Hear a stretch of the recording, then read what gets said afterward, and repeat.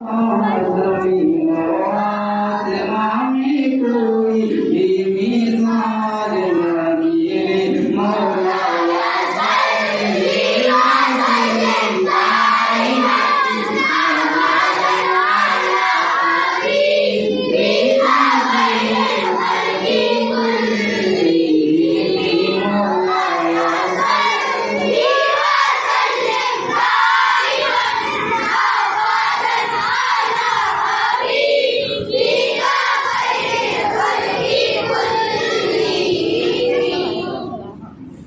مرتبہ پھر میں گزارش کروں گا کہ جو حضرات ابھی تک پروگرام میں تشریف نہیں لائے ہیں کہ آپ حضرات پروگرام میں تشریف لے آئیں، خواہ وہ ان کے بچے مدرسہ میں پڑھتے ہوں یا نہیں۔ درگاہ کمپاؤنڈ میں رہنے والے تمام حضرات سے گزارش کروں گا کہ آپ حضرات مسجد میں تشریف لے آئیں۔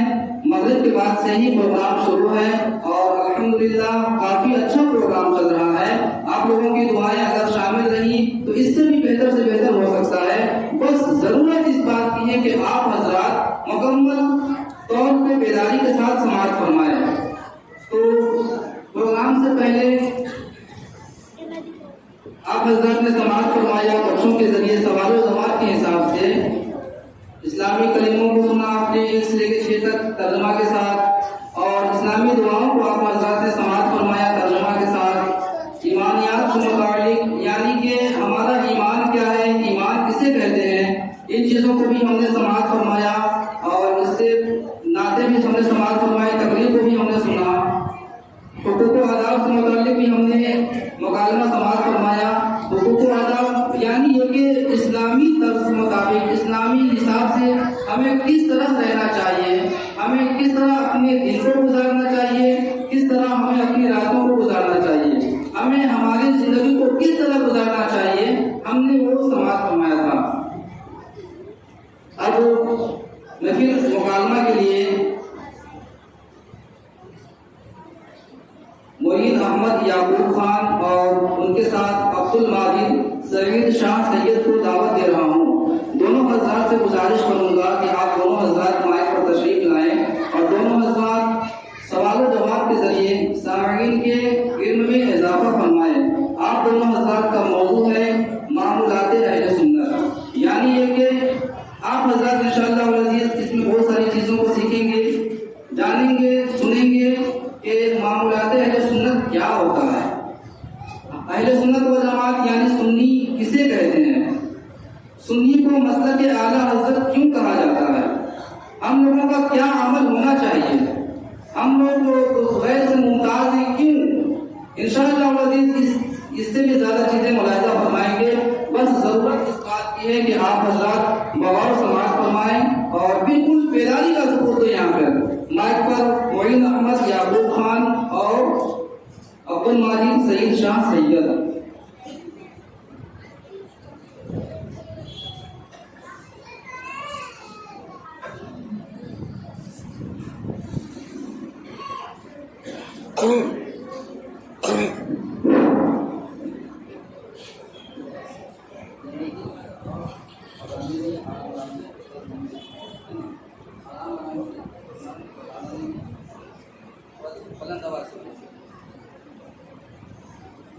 السلام علیکم ورحمۃ اللہ وبرکاتہ۔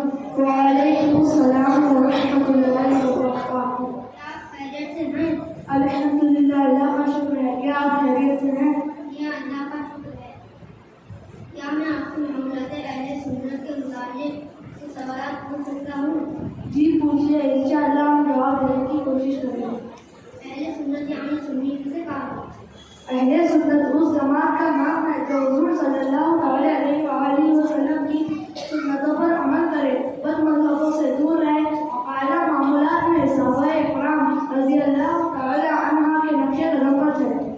موجودہ دور میں اہل سنت و جماعت کون لوگ ہیں؟ اس دور میں سنی وہ کہلاتے ہیں جو حدیث رسول ما انا علیہ اصحابی کا صحیح مصداق ہو۔ وہ لوگ خلفائے راشدین یعنی حضرت ابو بکر، حضرت عمر، حضرت عثمان، حضرت علی اور ائمہ دین یعنی حضرت امام اعظم، حضرت امام مالک، حضرت امام شافعی، حضرت امام احمد بن حنبل رضی اللہ تعالی عنہ. مسلک اعلیٰ حضرت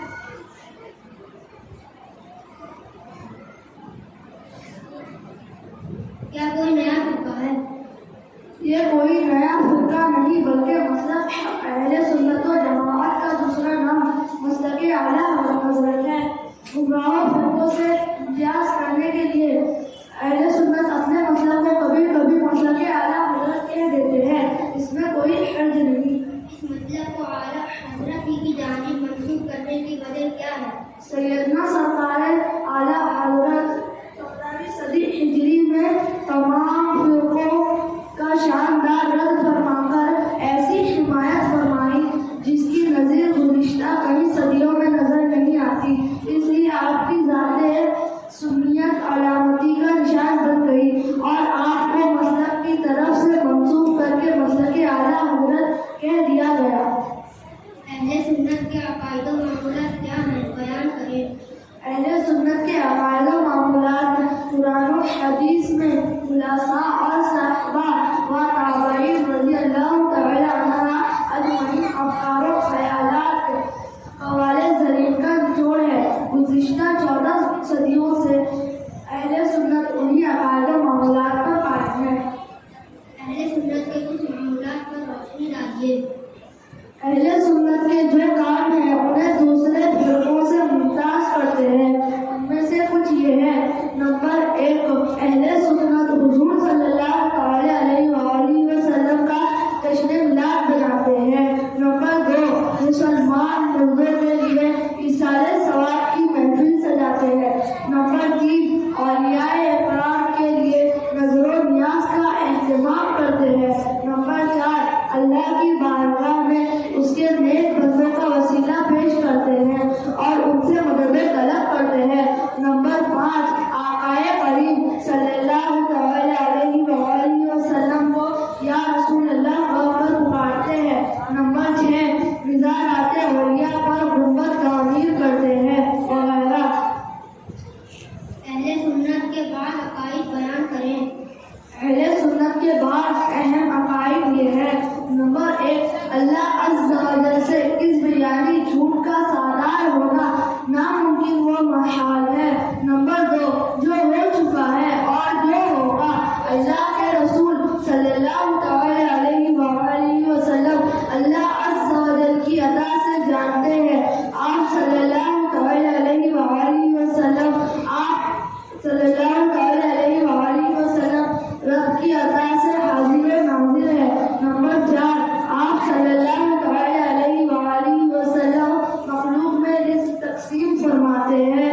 نمبر 5، آپ صلی اللہ تعالی علیہ وآلہ وسلم مجبور و بے بس نہیں بلکہ مالک و مختار ہے. نمبر 6، انبیاء اکرام علیہ السلام اپنی اپنی قبروں میں جسمانی حیات کے ساتھ زندہ ہے. نمبر 7، آپ صلی اللہ تعالی علیہ وآلہ وسلم اپنی امتی کی فریاد سنتے اور اسے اللہ عز و جل کے اذن سے مدد فرماتے ہیں. ماشاء اللہ، الحمدللہ، آپ کا بہت بہت شکریہ. جزاک اللہ خیرا. السلام علیکم ورحمۃ اللہ وبرکاتہ. وعلیکم السلام ورحمۃ اللہ.